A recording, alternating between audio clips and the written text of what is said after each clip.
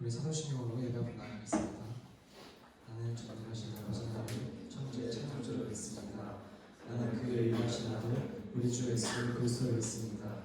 그는 성령을 잉태되어 공중이라고 말을 지나치고 본디오 빌라도에게 권한을 받아 십자가에 못 박혀 죽으시고 장사된 뒤 사흘 만에 죽은 자 가운데서 살아나셨으며 하늘에 오시며 전능하신 아버지 하나님 편한 자를 살아 거기로부터 살아있는 자와 죽은 자를 심판하러 오십니다.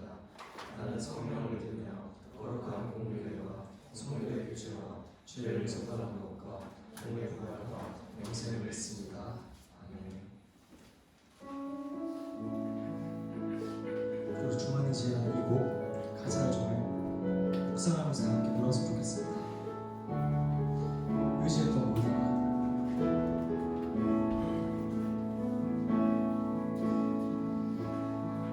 의지했던 모든 것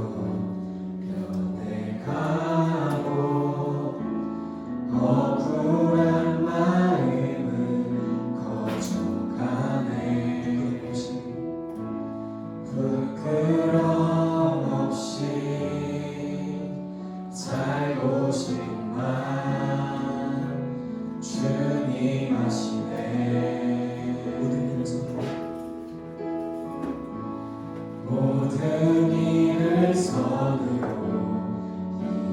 이겨내고 죄의 유혹을 따르지 않네.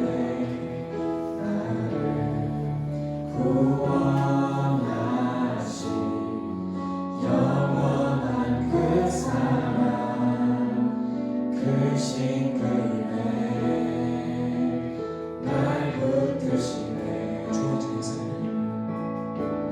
주어진 내 삶이 작게만 보여도 선하신 주 나를 이끄신 본의 중심을 보시는 주님만 따르네. 날 택하신 주 많으시네.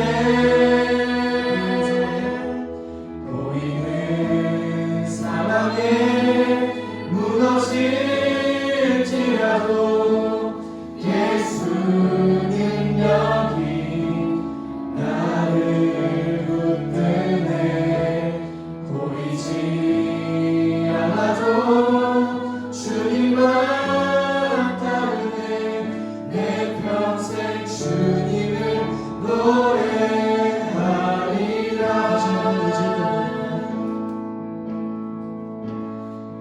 의지했던 모든 것 변해가고 억울한 마음은 커져가네. 부끄럼 없이 살고 싶은 맘 주님 아시네.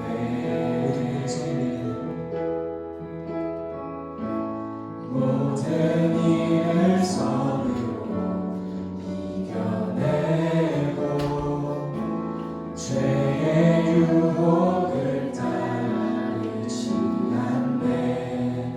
나를 구원하신 영원한 그 사랑 그 지금에 날 붙드시네. 주어진 내 삶이 작게만 보여도 선하신 주 나를 이끄신 본의 중심을 보시는 주님만 따르네. 날 택하신 주 많으시네. 보이는 상황에 무너질지라도 예수는 여기 나를 붙드네. 보이지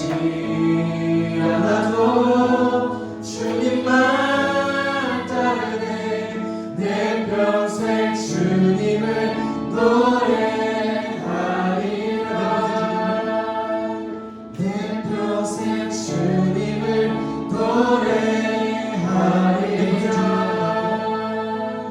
내 평생 주님을 노래하리라.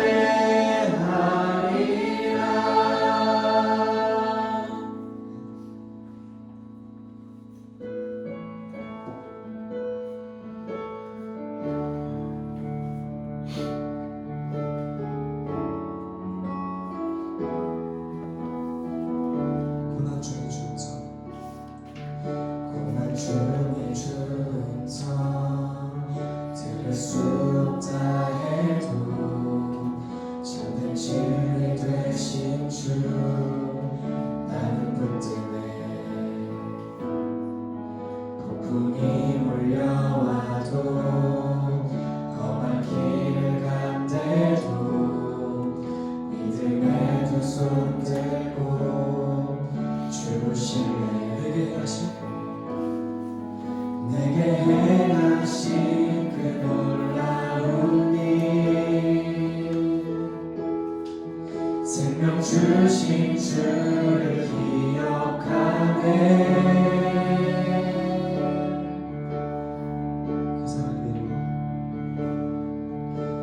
그 사랑이 내려와 날 자유케 하셨네. 영원히 나는 주님의 것.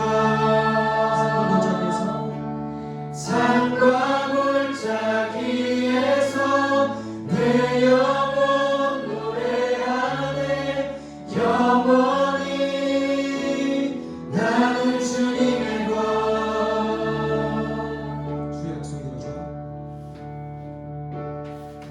주의 약속이 이루어져. 주의 약속이 이루어져. 소망이 넘칠 때도 은혜로운 주 손길 느낄 때도 주를 향한 갈망과 겸손한 마음으로 믿음에 두 손 들고 주 신뢰. 내게 행하신 그 놀라운 일, 생명 주신 주를 기억하네. 다시 한번 그 사랑이 내려와. 그 사랑이 내려와 날 자유케 하셨네. 영원히 나는 주님의 것. 산과 골짜기에서 내 영혼 노래하네. 영원히 나는 주님의 것. 그 사랑이 내려와 날 자유케 하셨네. 영원히 나는 주님의 것. 산과 골짜기에서 내 영혼 노래하네. 영원히 나는 주님의 것.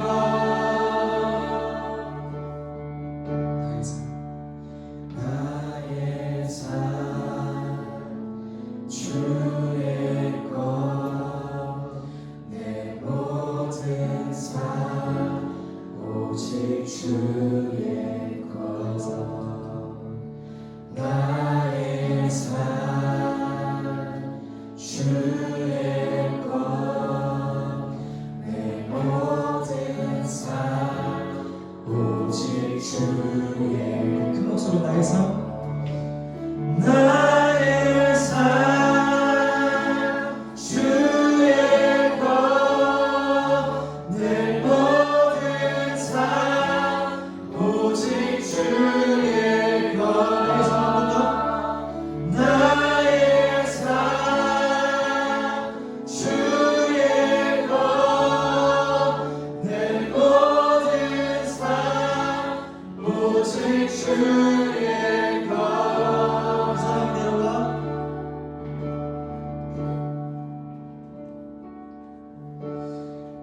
사랑이 내려와 날 자유케 하셨네.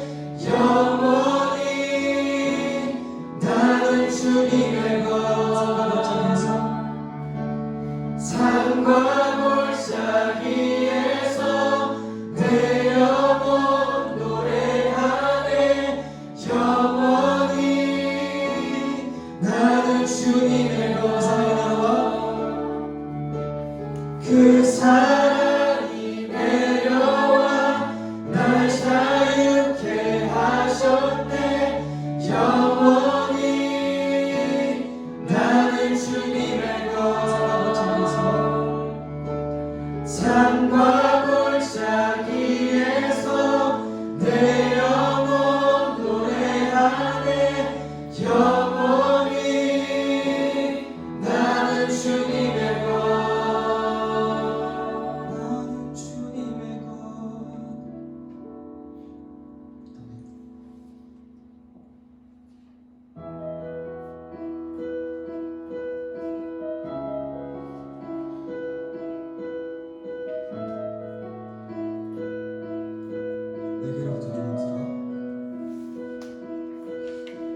내게로부터 문을 들어 주를 보기 시작할 때 주의 일을 보겠네.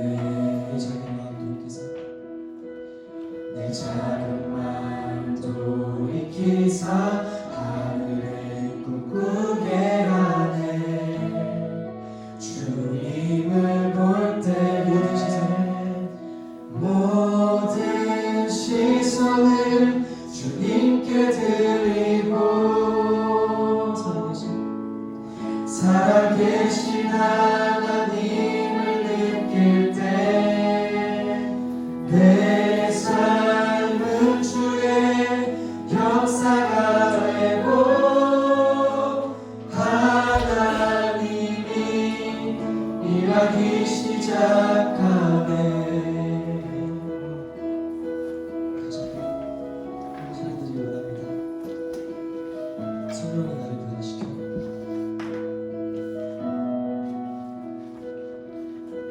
성령이 나를 변화시켜 모든 두려움 사라질 때 주의 일을 보겠네.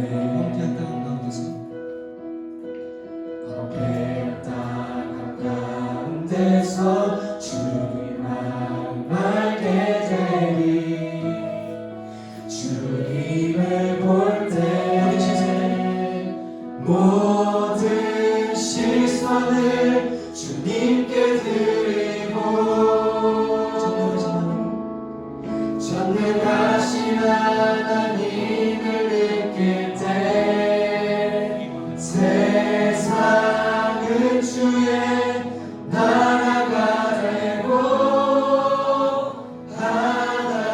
하나님이 일하기 시작하네.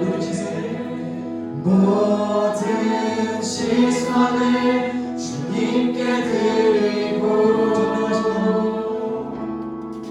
전능하신 하나님을 느낄 때 세상은 주의 나라가 되고 하나님이 일하기 시작하네.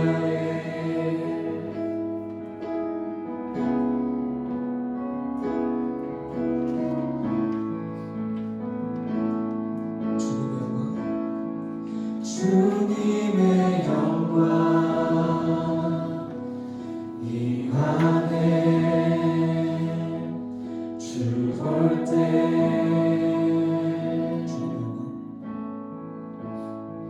주님의 영광 임하네. 주 볼 때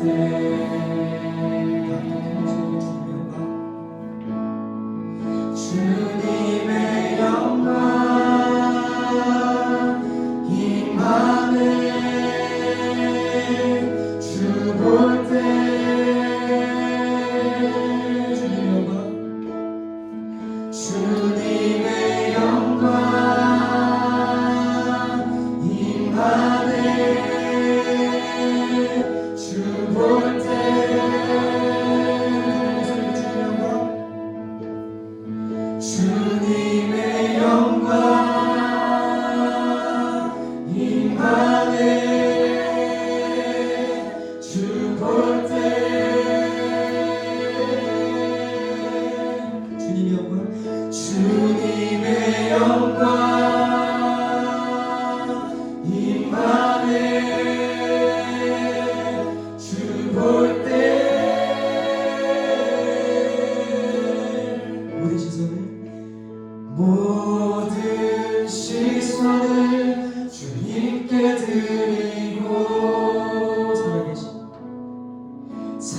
살아계신 하나님을 느낄 때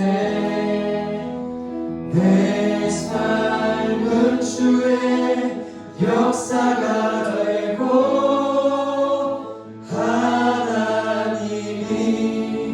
일하기 시작하는 모든 시선을 주님께 드리고 전능하신 하나님을 느낄 때 세상은 주의 나라가 되고 하나님이 일하기 시작하네.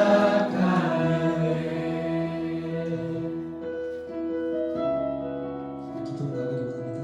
이 시간 저희 가사처럼 저희 시선을 주님께 드리고 주님께서도 저에게 주신 시선을 저희가 정말 내 삶 가운데 주님의 시선이 있음을 항상 저희가 외면하고 사는데 정말 이 시간 가운데 우리가 기도를 나갈 때 우리가 가진 죄들을 회개하면서 주님께 나아가겠다고 주님께서 주신 시선 무시하지 않겠다고 주님이 온전히 받게 되겠다고 우리 함께 기도하시고 나가겠습니다. 기도하시겠습니다. 주님의 시선 좀 주시고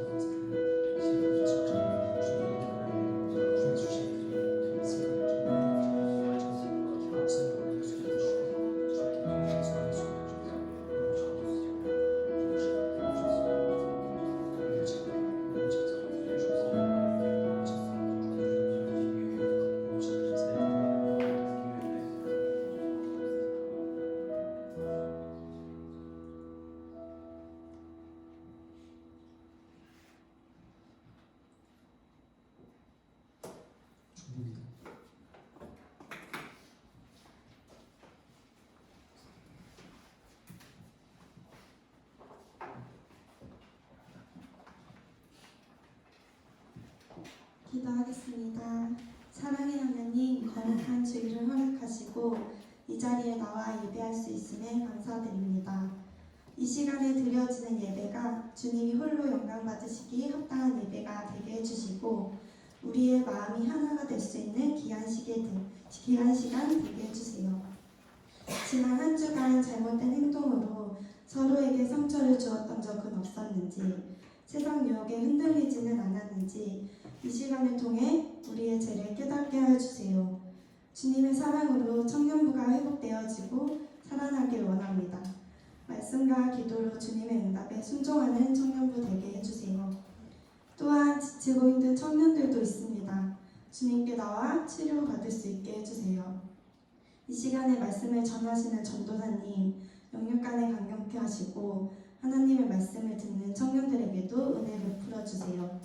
예배의 모든 순서와 예배 후의 순서까지도 함께하여 주셔서 하나님의 인지를 경험하는 예배가 되게 해주세요. 사랑합니다. 예수님의 이름으로 기도합니다. 아멘.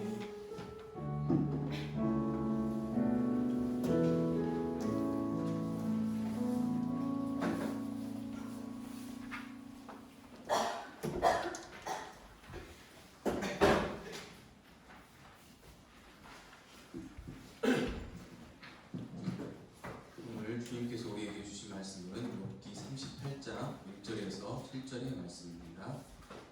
욥기 38장 1절에서 7절까지의 말씀을 우리 같이 교독하도록 하겠습니다. 그때 여호와께서 폭풍우 가운데에서 욥에게 말씀하여 이르시되 너는 대장부처럼 허리를 묶고 내가 내게 묻는 것을 대답할지니라. 내가 땅의 기초를 놓을 때 내가 어디 있었느냐? 내가 깨달아 알거든 말할지니라. 누가 그것의 도량법을 정하였는지 누가 그 줄을 그것의 위에 띄웠는지 내가 아느냐? 그것의 주주는 무엇이 세웠으며 그 목소리 굴을 내가 보았느냐? 다 같이 보시겠습니다. 그때 새벽별들이 기뻐 노래하며 하나님의 아들들이 다 기뻐 소리를 질렀느니라. 아멘. 샬롬. 샬롬. 하나님의 평강이 여러분과 함께 하시길 바랍니다. 예, 저는 저는 임현록이라고 합니다. 오늘부터 여러분과 함께 예배뿐만 아니라 같이 하게 된 사역을 하게 된 임현록 전사입니다. 반갑습니다.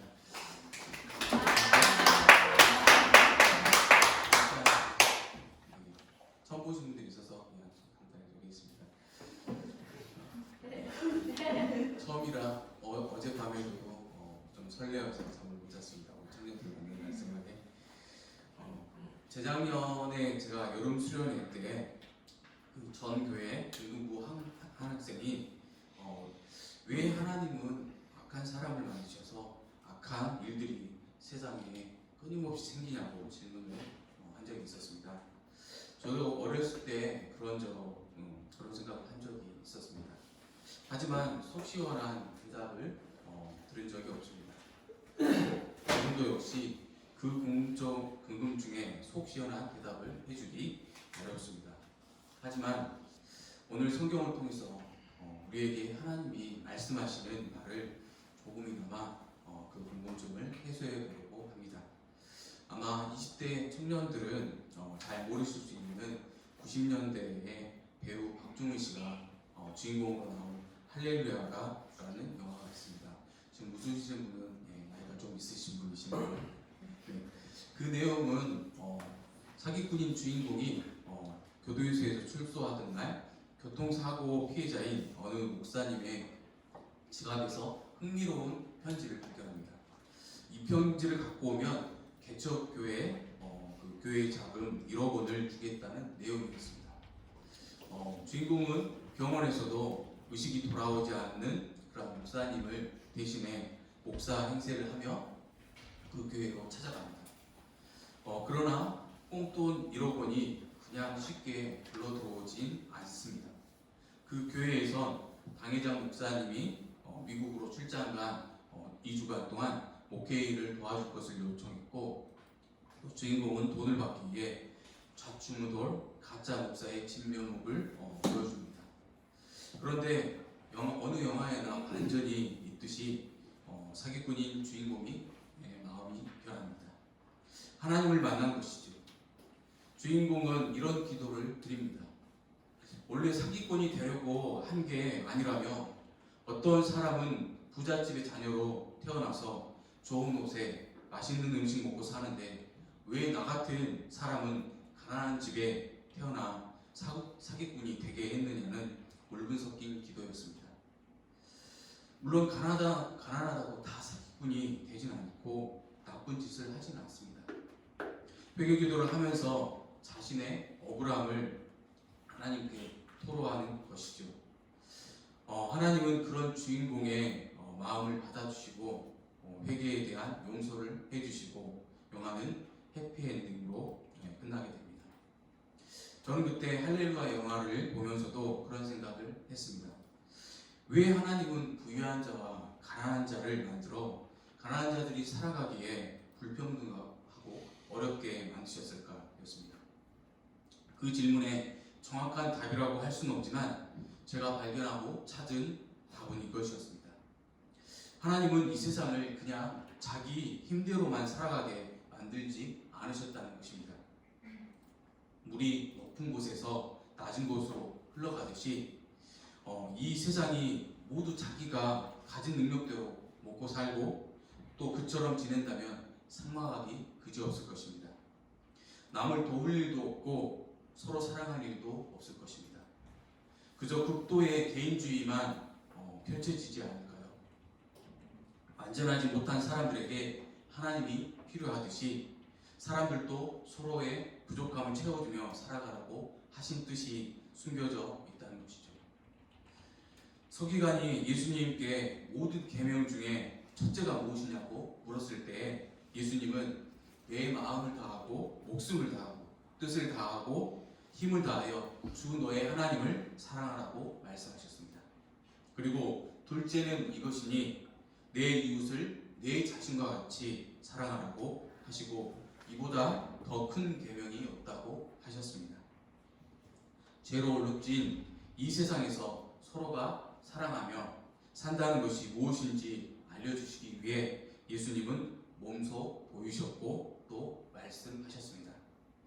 우리가 그것을 알아보지 못하기도 하고 알면서도 그렇게 살지 않을 뿐입니다.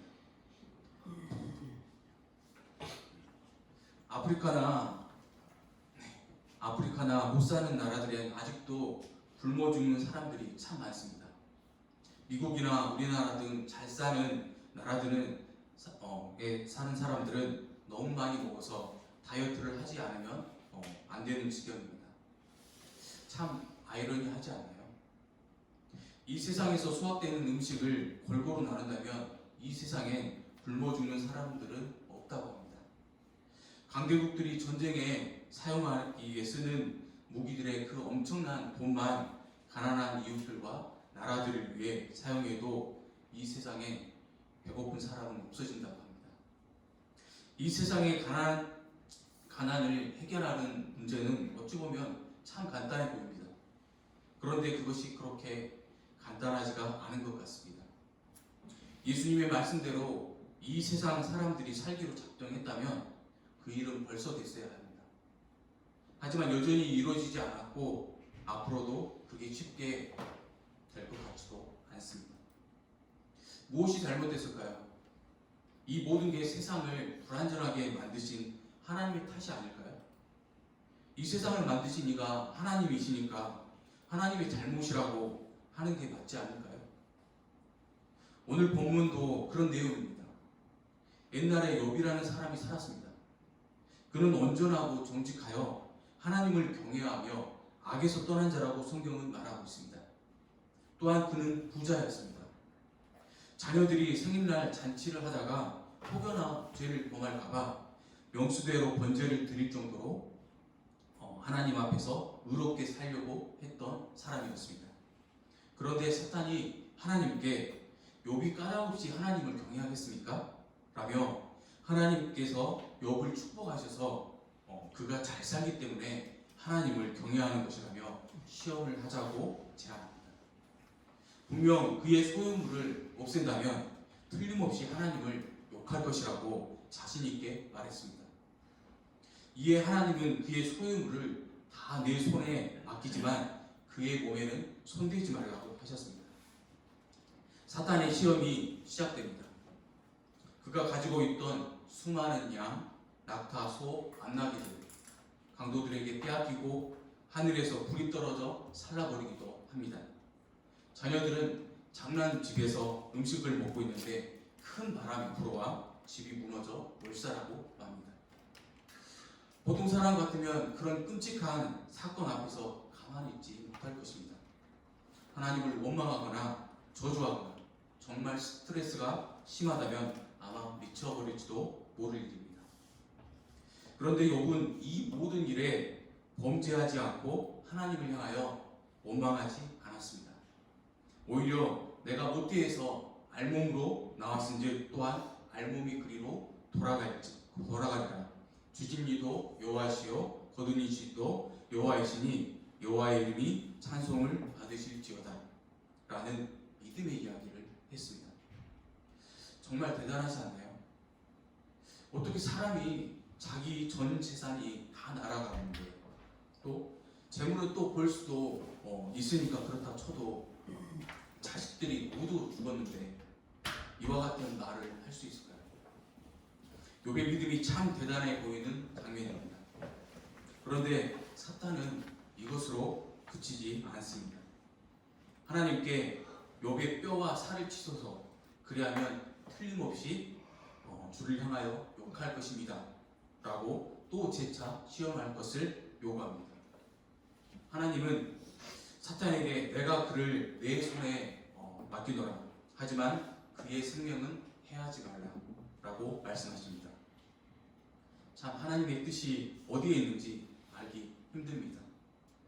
사탄의 장난에 이제 그만이라고 하시며 깔끔하게 혼내주실 것이지 또 제안을 받아주신단 말입니다. 이것이 보통 우리들의 생각입니다. 그런데 하나님은 또 받아주십니다. 왜 그러셨을까요? 계속 살펴보겠습니다. 사탄은 욥의 발바닥부터 정수리까지 종기가 나게 했습니다.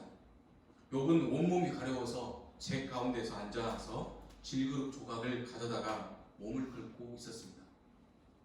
그것을 본 아내가 그래도 자기의 온전함을 굳게 지키느냐며 차라리 하나님을 욕하고 죽으라고 저주를 퍼부었습니다. 그럴 때에도 욥은 아내에게 당신의 말이 어리석은 여자의 말과 같다며 우리가 하나님께 복을 받았은즉 화도 받지 아니하겠느냐고 대답했습니다. 욥은 이때까지도 입술로 범죄하지 않았습니다. 그때 욥의 세 친구가 욥의 재앙 소식을 듣고 찾아왔습니다. 세 친구는 처음엔 욥의 고난에 대해 자기 일이냐 소리를 질러가며 울며 각각 자기의 겉옷을 찢고 티끌을 날려 자기 머리에 뿌리며 위로했습니다. 하지만 그들은 얼마 가지 않아 욥을 정죄하기 시작합니다. 당시만 해도 인간보 사상이 지배적인 시대라 욥이 죄를 저지르지 않고는 이런 고난이 찾아올 수 없다는 것입니다. 욥은 그의 주장에 자기는 절대 그렇지 않다고 반박하고 호소합니다. 세 친구가 계속 욥을 정죄하고 나무라자 내 앞에 장사 없다는 속담처럼 그렇게 험하고 굳은 일 앞에서도 의로움을 잃지 않던 욥도 친구들과의 논쟁 끝에 자신의 생일을 저주하고 하나님께 자신을 그냥 데려가 달라고 말하기까지 합니다. 욥의 입장에선 충분히 그럴 수 있지 않을까요? 자신의 죄로 이런 일들이 벌어진 것도 아닌데 친구들은 계속 분명 네가 잘못했으니까 이런 일들이 생겼겠지라고 하니 원통하고 억울할 수밖에 없었겠죠. 하나님은 어떤 뜻으로 욥에게 이런 환난과 시련을 주셨을까요? 하나님의 뜻을 섭리라고도 말합니다. 섭리란 하나님의 전능하며 항존적인 권능을 말합니다. 하나님은 이 권능으로 마치 자신의 손으로 하는 것처럼 하늘과 땅의 모든 피조물을 계속 지탱하십니다. 여기에서 의문이 발생하는 것입니다. 하나님은 분명 선하신 분이신데 왜 악을 창조하셨는가? 아니면 욥을 시험하자던 사탄에게 처음부터 거절을 하실 것이지 악에게 이 세상을 잠시 내어주셨는가입니다. 이것을 신학에선 신종론이라고 부릅니다. 오랫동안 많은 신학자들이 이 신종론에 대해 이야기해왔지만 명쾌하고 속 시원하게 이야기한 사람은 아무도 없습니다. 그들이 말하는 신종론의 입장을 살펴보다 보면 해결되지 않은 또 다른 부분들이 생기기 때문이죠. 여러분은 이 신종론에 대해 어떤 생각이 드시나요? 하나님은 원래 세상을 창조하실 때 선하게 창조하셨는데 하나님보다 더 높아지려고 한 천사장이 타락해서 사탄이 되어 악이 발생했습니다. 그렇게 타락한 사탄은 인간까지 죄로 물들였습니다. 우리가 잘 아는 에덴 동산의 선악과 사건이 바로 그것입니다. 그런데 애초부터 하나님이 완전하게 선하게 만드셨다면 이런 일이 발생하지 않을 수도 있지 않을까요? 하나님은 모든 것을 하실 수 있는 전지전능한 분이시잖아요. 그런데 하나님은 무슨 뜻을 갖고 그렇게 하셨을까요? 하나님의 섭리를 잘못 이해하고 받아들이면 우리 인간은 꼭두가시처럼 느껴질 수도 있습니다. 그리고 하나님은 폭군처럼 다가오고 우린 역사 가운데 이처럼 생각할 수 있는 일들을 많이 경험했습니다. 대표적인 것이 히틀러의 나치 정권이 저지른 홀로코스트입니다. 우월한 게르만 민족만이 이 땅에 살아남아야 한다는 얼토당치 않는 논리로 유대인과 집시, 슬라브인 등을 열등한 민족으로 간주하고 600만 명을 아우슈비츠 수용소에서 가스로 대학살한 끔찍한 사건입니다. 당시 독일엔 기독교인이 많았고 또 신학자들과 목사들도 있었는데 왜 이런 악행을 말리기보다는 자신의 안위를 위해 나치 정권에 동조하기까지 했습니다. 그 당시 하나님을 진정으로 믿는 사람들은 의문과 함께 어려움을 호소했습니다. 하나님이 살아계시다면 이와 같이 끔찍한 악이 버젓이 행해질 수 있는가? 라는 것이었습니다. 엘리 위젤의 나이트라는 책을 보면 아우슈비츠 대학살 당시에 하나의 에피소드가 나옵니다. 어느 날 한 어린 소년이 하나가 수용소의 사소한 규칙을 위반한 것 때문에 모든 포로 앞에서 교수형을 당했습니다. 소년의 몸이 줄에 달려 대롱거리고 있을 때 누군가 위젤에게 물었습니다. 하나님은 지금 어디에 계십니까? 그때 위젤의 내면 속에서 한 목소리가 들렸습니다. 하나님이 어디에 계시냐고? 바로 저기에 계신다. 저기 교수대의 줄 끝에 매달려서. 위젤의 이 이야기는 힘있는 감동이 있습니다. 그렇습니다. 고통이 힘든 것은 고통이 한동안 하나님이 안 계시는 것처럼 보이도록 만들기 때문입니다. 이렇게 하나님이 부재한 듯한 또는 하나님이 죽으신 듯한 경험은 철저한 악의 경험과 밀접하게 연관되어 있습니다. 유대인 대학살 말고도 수많은 비극적인 사건이 있었습니다. 미국의 흑인 노예들, 남아프리카 공화국의 인종분리 정책의 희생자들, 스탈린 노동 수용소의 수감자들, 히로시마와 나가사키에서 원폭으로 사망한 수십만 명의 사람들, 캄보디아의 킬링필드에서 생명을 잃은 사람들, 발칸반도 인종 총소의 희생자들, 종족 갈등으로 도살된 수백만의 루안다인 등등 역사를 더 뒤져보면 끝이 없을 것 같습니다. 이런 끔찍한 일들 가운데서 우리가 고통받을 때 과연 하나님이 가만히 보고만 계시거나 아니면 다른 일을 하시거나 바쁘셔서 못 보고 계신 걸까요? 아닙니다. 오늘 본문 욥기 38장은 하나님께서 자신의 의로움을 주장하고 결백하다는 욥의 교만에 말씀하시는 장입니다.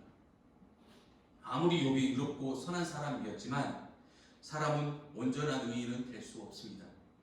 오로지 예수 그리스도 한 분밖에 의로운 사람은 없습니다. 우리는 그 의로움을 예수님을 통하여 받았고 그로 인해 살아갈 뿐입니다. 하지만 그 의로움 또한 불완전합니다. 예수 그리스도를 믿음으로 의롭다 칭함을 받았지만 우린 이 땅에서 여전히 죄성을 지닌 연약한 인간일 뿐이고 주님 다시 오실 그때에야 우린 온전함을 입어 의로워지기 때문입니다. 이 땅에서는 끊임없이 죄와 치열한 싸움을 해야 하는 인간일 뿐입니다. 욥기 38장에서 하나님은 욥에게 말씀하십니다. 내가 이 세상을 창조할 때에 내가 어디에 있었느냐? 내가 그 뜻을 안다면 말해보라고 말씀하십니다. 우리의 지식이 슈퍼컴퓨터만큼 있을지라도 하나님의 창조 섭리를 다 알 수는 없습니다. 욥은 폭풍 속에서 하나님을 만나고 거기에서 자신을 변호했던 것을 내려놓고 회개합니다. 그리고 42장에선 이전과는 완전히 달라진 말을 합니다. 내가 죽게 대하여 귀로 듣기만 하였사오나 이제는 눈으로 주를 배움나입니다. 이 믿음의 말은 하나님 경험을 통한 깨달음에서 오는 이야기입니다. 이 말의 뜻은 내가 그동안은 조상들을 통해 전해온 하나님을 귀로만 들어왔는데 이제는 직접 하나님을 체험하는 경험을 하니 눈으로 직접 뵌 것 같다는 말입니다. 그렇습니다.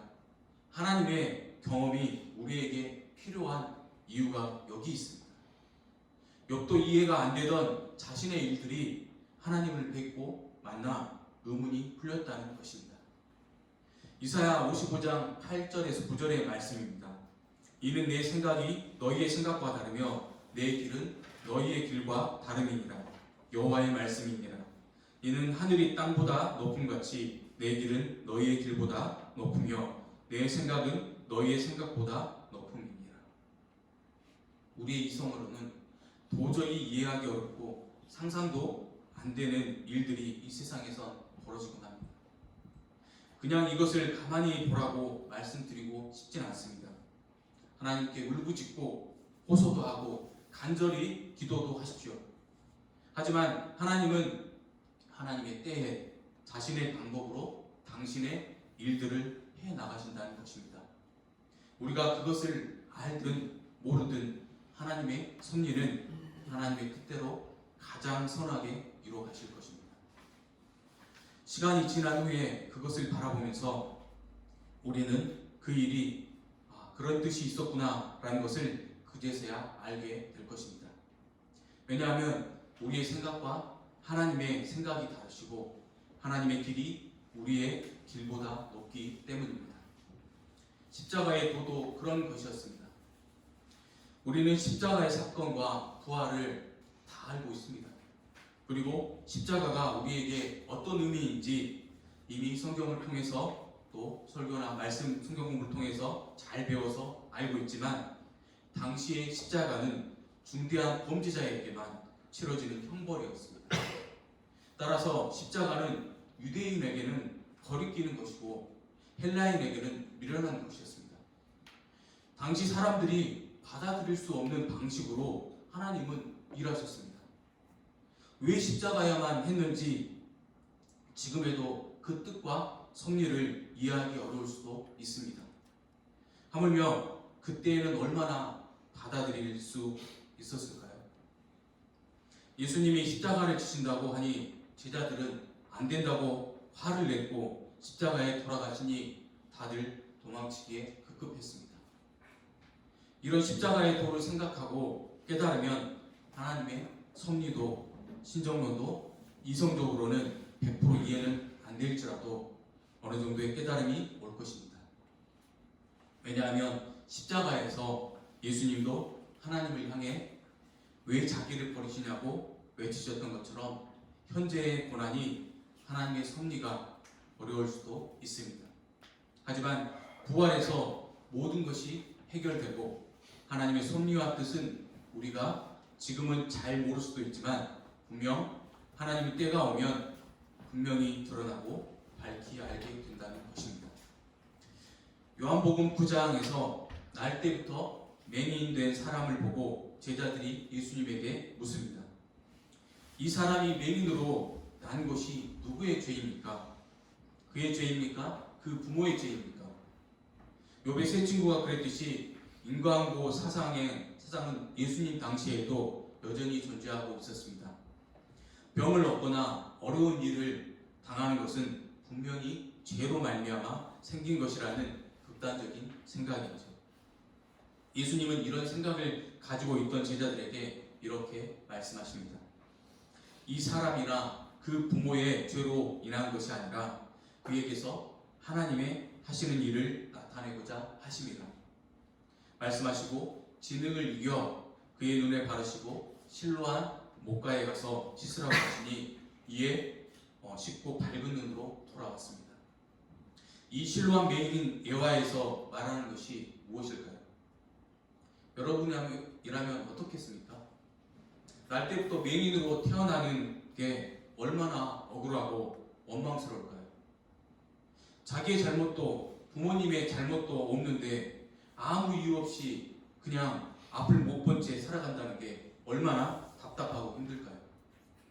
또한 우린 그 사람이 예수님을 만나 눈을 뜬 것에만 초점을 맞출 수 있지만 그보다도 더 중요한 사실은 그 실로한 맹인이 눈을 뜨고 하나님의 나라에도 눈을 떴다는 것입니다. 그것이 바로 하나님께서 그에게 하시고자 한 일인 것입니다. 이후 그는 예수님을 쫓으며 따르는 삶을 살았다는 것입니다. 눈을 뜬 것보다 더 중요한 것은 하나님의 섭리 때문에 절망의 인생을 살 수도 있었지만 하나님의 오묘한 섭리를 통해 하나님의 살아계심을 경험하고 그가 하나님을 믿게 되었다는 놀라운 사실입니다. 하나님은 선하십니다. 하나님의 섭리는 우리가 이해할 수 없을지라도 하나님의 계획과 뜻 가운데서 그때를 향하여 진행되고 있다는 것입니다. 그 신실하신 하나님을 믿는다면 우리에게 필요한 것은 욥처럼 하나님을 참되게 경험하고 실로한 맹인처럼 그 때를 기다리는 것입니다. 기도드리겠습니다. 사랑과 은혜가 풍성하신 하나님 아버지, 우리는 살아가면서 하나님의 섭리와 뜻을 파악하기 어렵습니다. 따라서 지금 내가 있는 이 자리에서 하나님과 관계를 잘 맺고 동행하면서 하나님의 뜻이 어디에 있는지 잘 분별해 볼 수 있도록 하옵소서. 때론 그 뜻이 우리의 이성으로는 이해하기 어려울지라도 순종하며 따르게 하시고 언젠가 분명하게 드러난 하나님의 섭리를 알게 되고 보게 될 것을 믿게 하여 주옵소서. 기독교 신앙에서 왜 믿음이 중요한지 우리는 이 어려운 문제 앞에서 잘 알 수 있습니다. 지금까지 신실하게 역사해 오신 하나님, 우리의 믿음 없음을 보시고 예수님과 같은 믿음과 순종을 우리에게도 허락해 주옵소서. 이해할 수 없는 십자가도 순종함으로 하나님의 섭리를 부활로 맛보신 예수님의 이름으로 기도합니다. 아멘.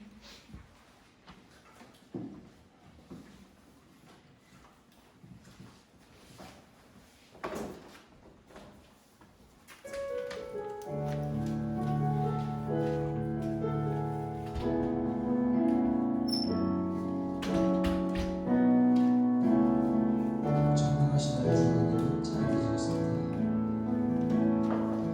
전능하신 나의 주 하나님은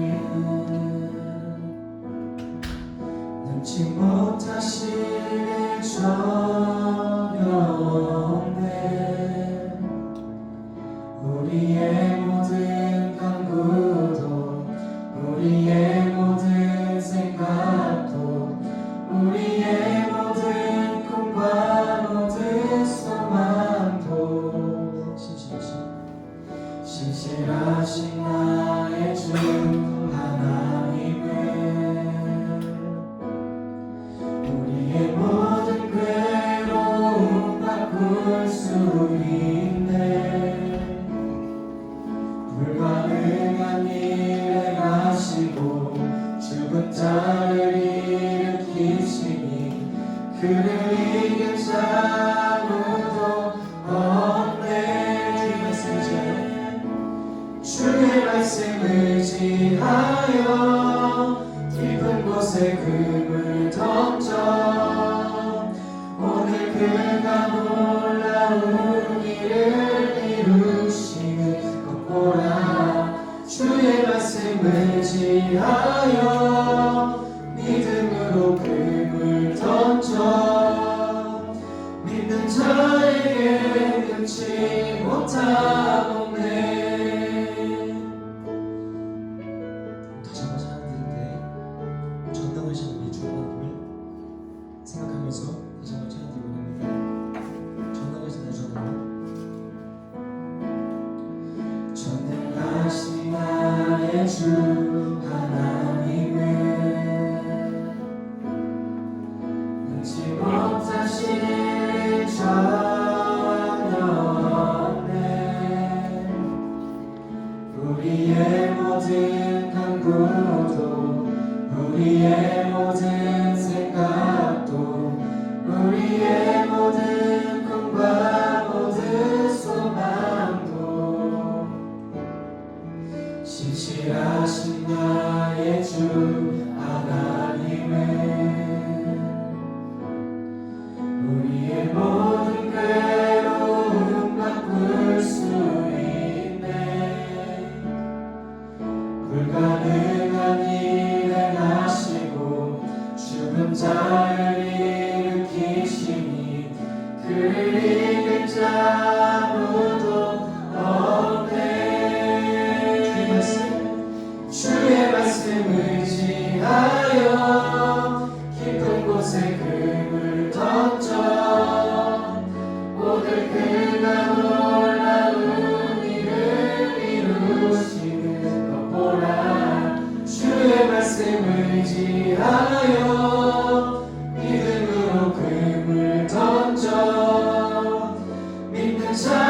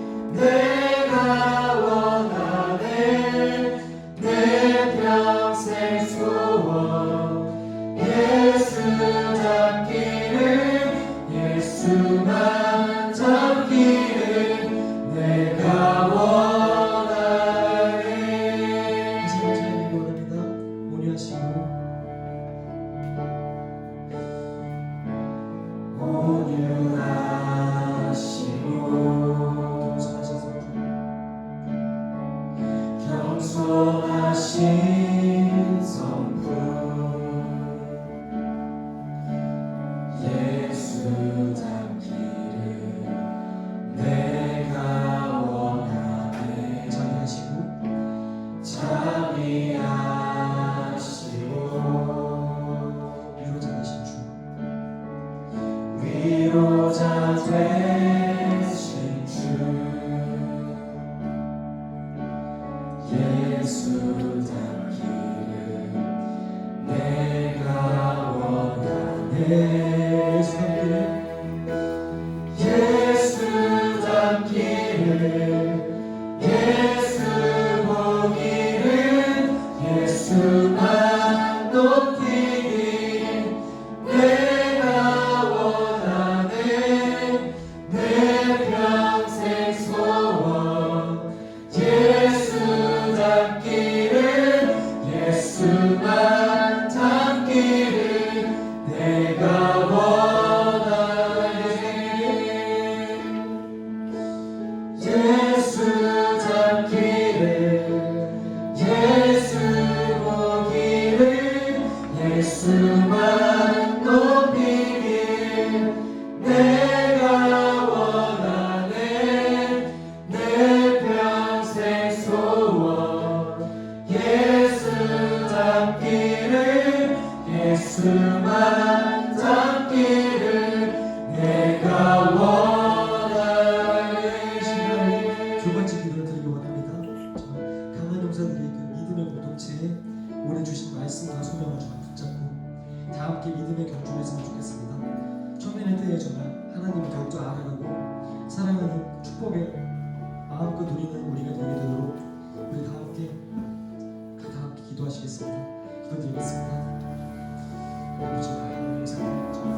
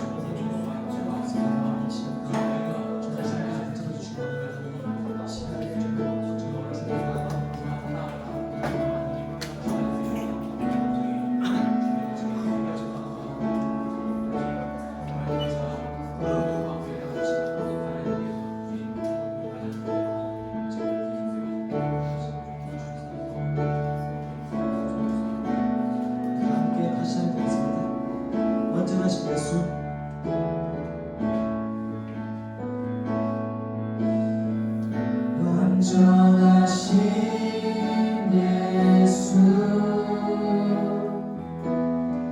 새롭게 하시네. 연약한 내 영혼 온전하게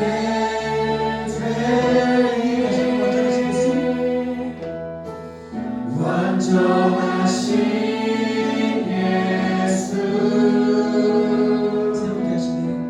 새롭게 하시네.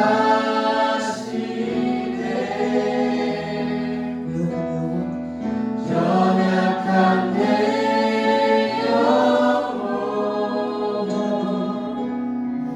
온전하게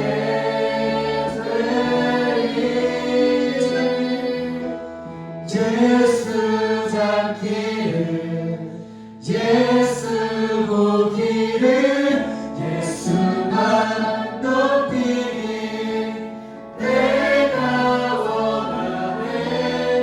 내 평생 소원 예수 닮기를 예수만 닮기를 내가 원하네. 예수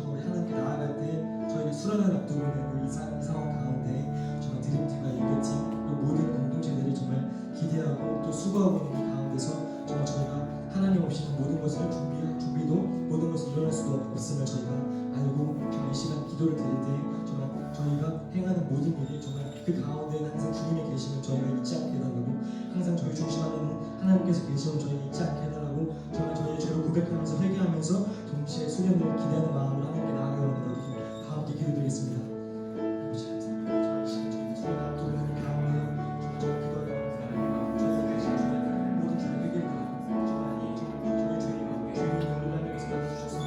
하나님께서 주시는 말씀과 하나님의 저희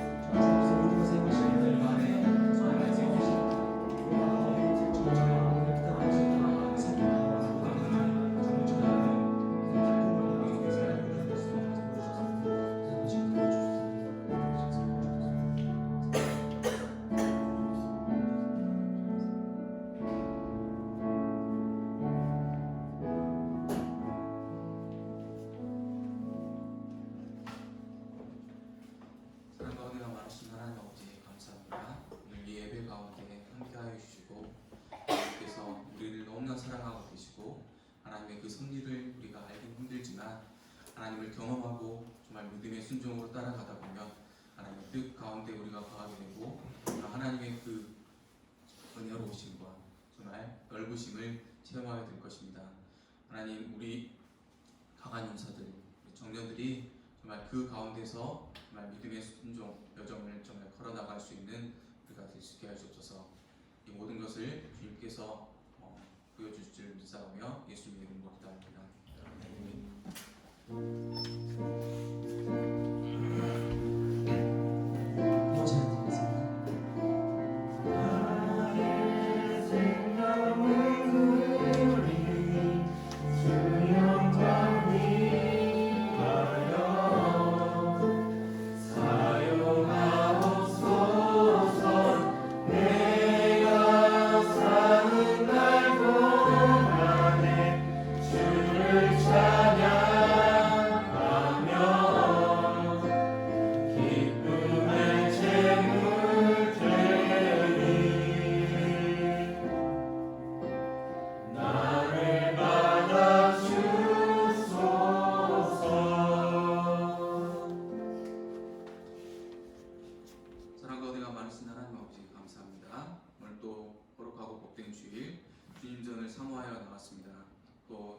그저 나오지 않고 주님께 정성껏 예물을 드립니다.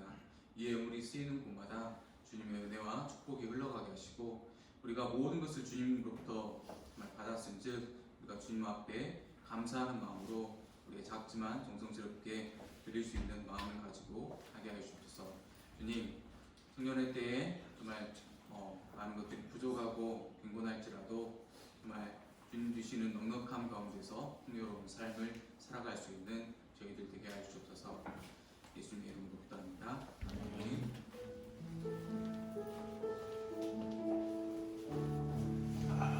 주기도문으로 삶의 자리로 나아가도록 하겠습니다. 하늘에 계신 우리 아버지, 아버지의 이름을 거룩하게 하시며 아버지의 나라가 오게 하시며 아버지의 뜻이 하늘에서와 같이 땅에서도 이루어지게 하소서. 오늘 우리에게 일용할 양식을 주시고 우리가 우리에게 잘못한 사람을 용서하여 준 것 같이 우리 죄를 용서하여 주시고 우리를 시험에 받지 않게 하시고 악에서 구하소서. 나라와 권능과 영광이 영원히 아버지의 것입니다. 아멘.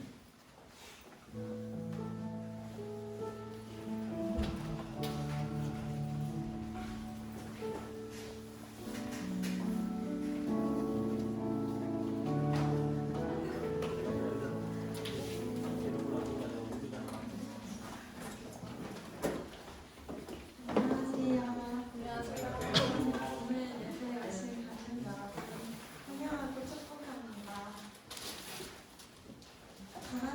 받을 2020년 주제는 드림입니다.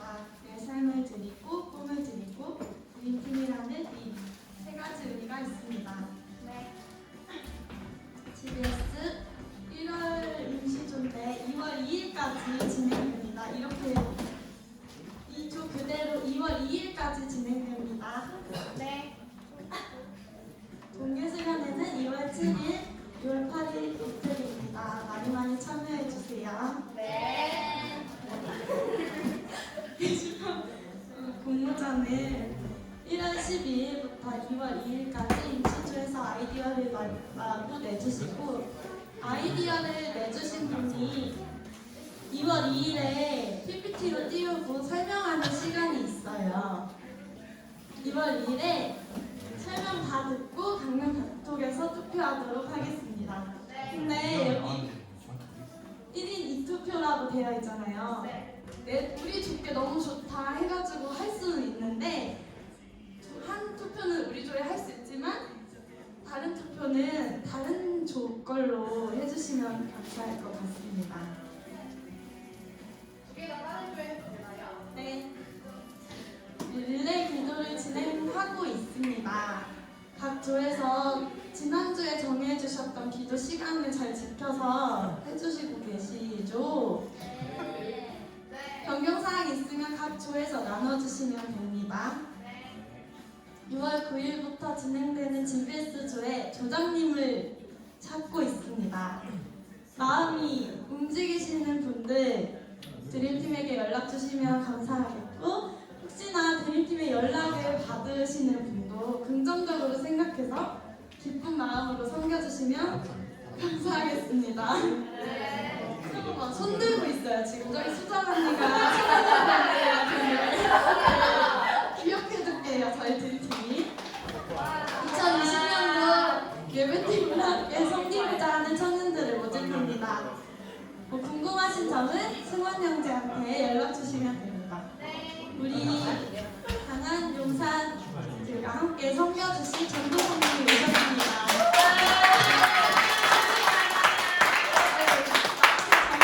짧은 소개 부탁드릴게요.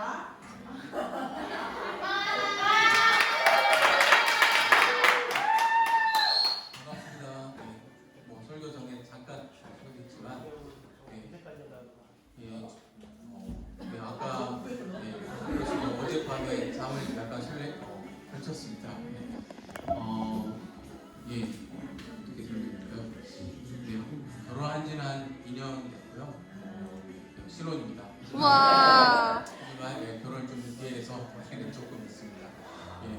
하지만 아직 마음을 충전드리고요. 여러분들과 함께 올해 이제 열심히 하고 싶은 그런 마음들이 내가 그동안은 한 5년 신대를 밖에서 중고등부를 주로 계속 해왔는데 청년부를 하고 싶었어요. 그 전에는 이제 결혼을 못하면 이제 청년부가 먹기가 좀 쉽지 않아요. 그런데 이제 결혼을 한 지가 2년 됐고 그래서 바라던 또 이렇게 청년부를 하게 돼서 너무 기쁩니다. 같이 함께 만들어갔으면 좋겠습니다. 감사합니다.